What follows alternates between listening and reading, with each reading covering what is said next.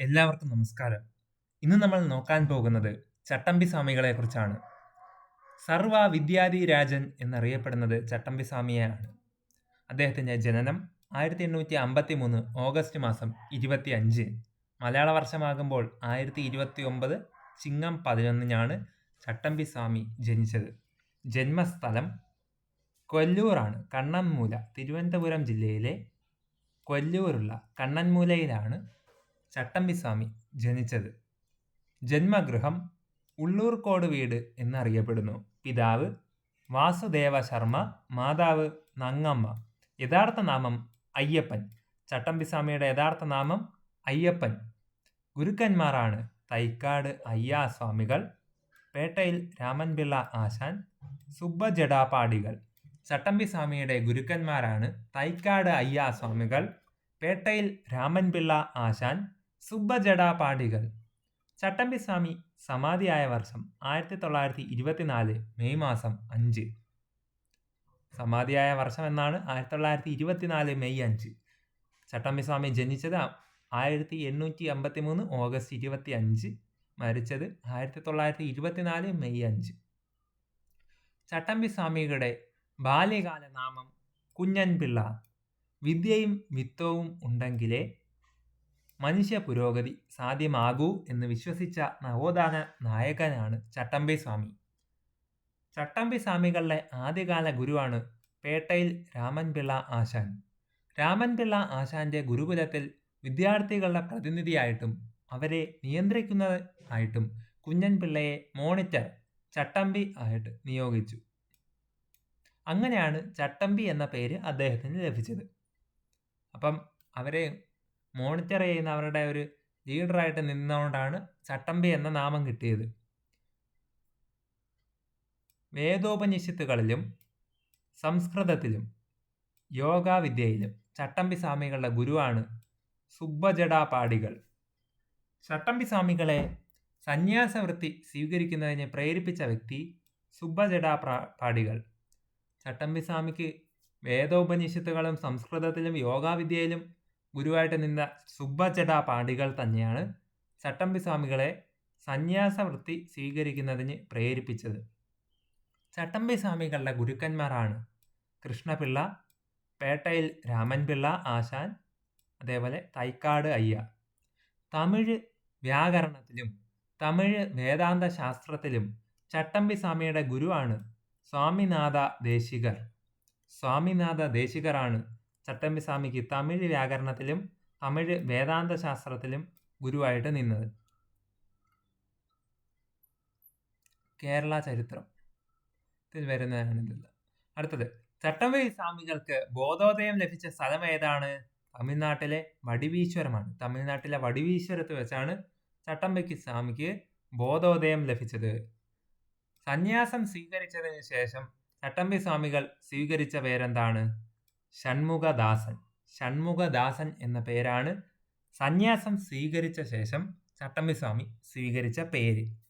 ഹിന്ദുമതത്തിൽ നിന്നും ക്രിസ്തു മതത്തിലേക്കുള്ള മതപരിവർത്തനത്തെ എതിർത്തിരുന്ന നവോത്ഥാന നായകനാണ് ചട്ടമ്പി സ്വാമി.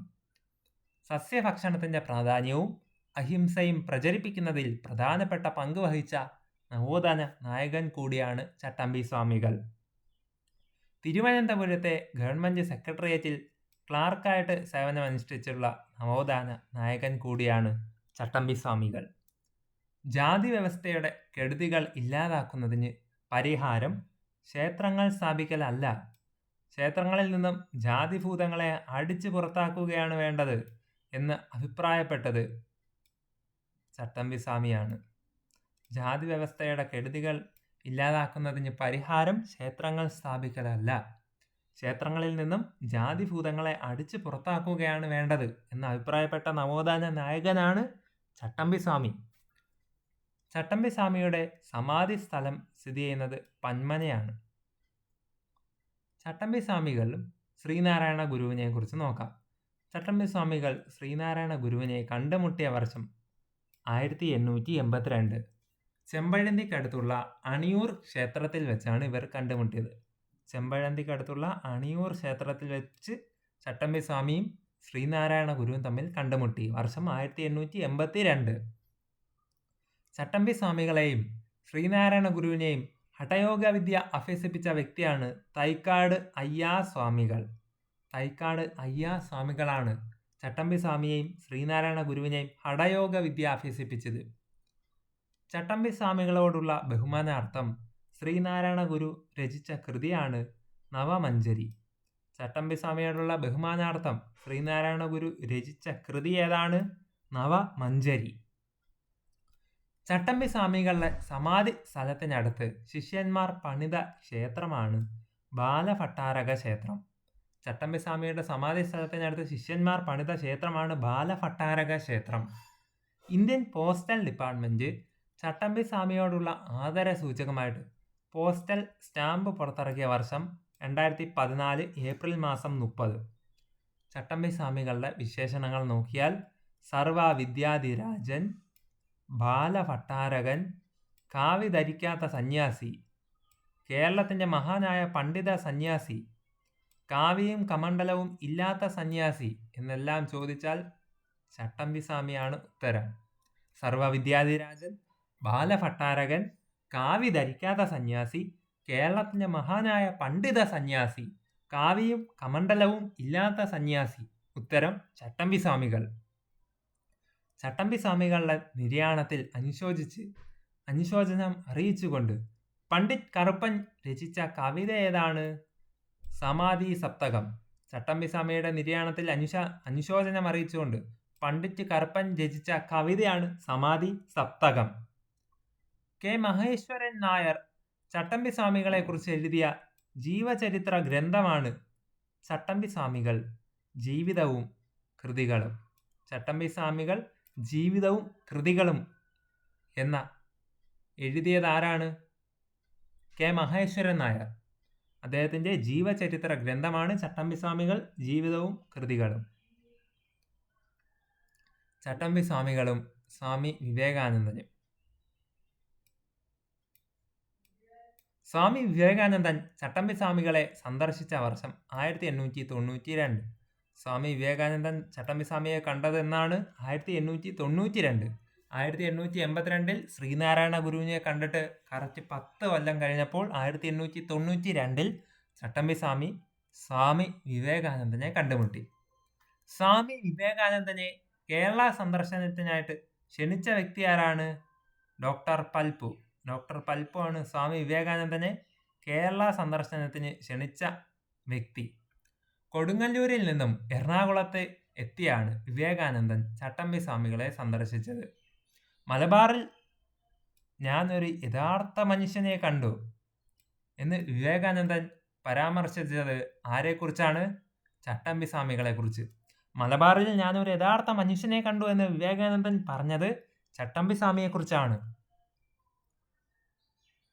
അദ്ദേഹം ഒരു ഗരുഡനാണെങ്കിൽ ഞാനൊരു കൊതുകാണ്, അതാണ് ഞങ്ങൾ തമ്മിലുള്ള വ്യത്യാസം എന്ന് ചട്ടമ്പി സ്വാമികൾ പരാമർശിച്ചത് ആരെക്കുറിച്ചാണ്? വിവേകാനന്ദനെ കുറിച്ച് പറഞ്ഞതാണ് ചട്ടമ്പി സ്വാമി. എന്താണ്?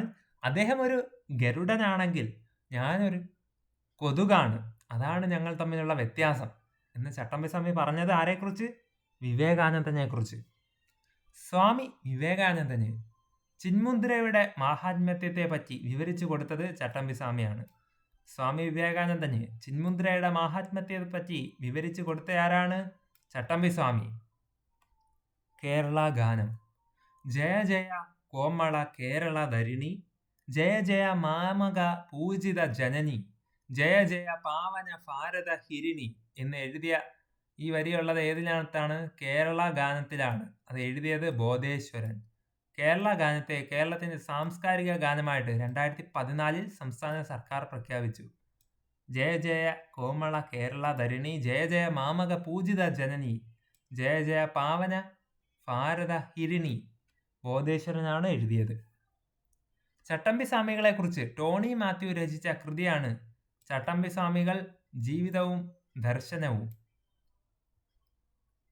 ചട്ടമ്പി സ്വാമികളുടെ ജന്മദിനമായിട്ടുള്ള ഓഗസ്റ്റ് മാസം 25 കേരളത്തിൽ ജീവകാരുണ്യ ദിനമായിട്ട് ആചരിക്കുന്നു. ചട്ടമ്പി സ്വാമിയുടെ ജന്മദിനം എന്നാണ് ആഗസ്റ്റ് 25 കേരളത്തിൽ ജീവകാരുണ്യ ദിനമായിട്ട് ആചരിക്കുന്നു. വേദപഠനം, ബ്രാഹ്മണരുടെ മാത്രം കുത്തകയല്ലെന്നും അതെല്ലാ ഹിന്ദുക്കൾക്കും അവകാശപ്പെട്ടതാണെന്നും സമർത്ഥിക്കുന്ന ചട്ടമ്പിസ്വാമിയുടെ കൃതി ഏതാണ്? വേദാധികാര നിരൂപണം. ശൂദ്രന്മാർക്കും വേദം പഠിക്കുന്നതിനുള്ള അവകാശമുണ്ടെന്ന് വാദിച്ച ചട്ടമ്പിസ്വാമിയുടെ കൃതിയാണ് വേദാധികാര നിരൂപണം. തീ പോലുള്ള വാക്കുകൾ കത്തിപ്പോകാത്തത് ഭാഗ്യം എന്ന് വിവേകാനന്ദൻ അഭിപ്രായപ്പെട്ട ചട്ടമ്പിസ്വാമിയുടെ കൃതിയാണ് വേദാധികാര നിരൂപണം. ഇപ്പം 3 പോയിന്റ് പറഞ്ഞല്ലോ.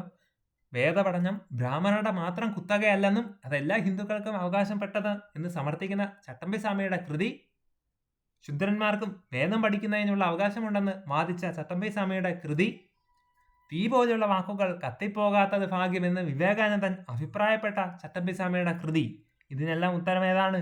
വേദാധികാര നിരൂപണം.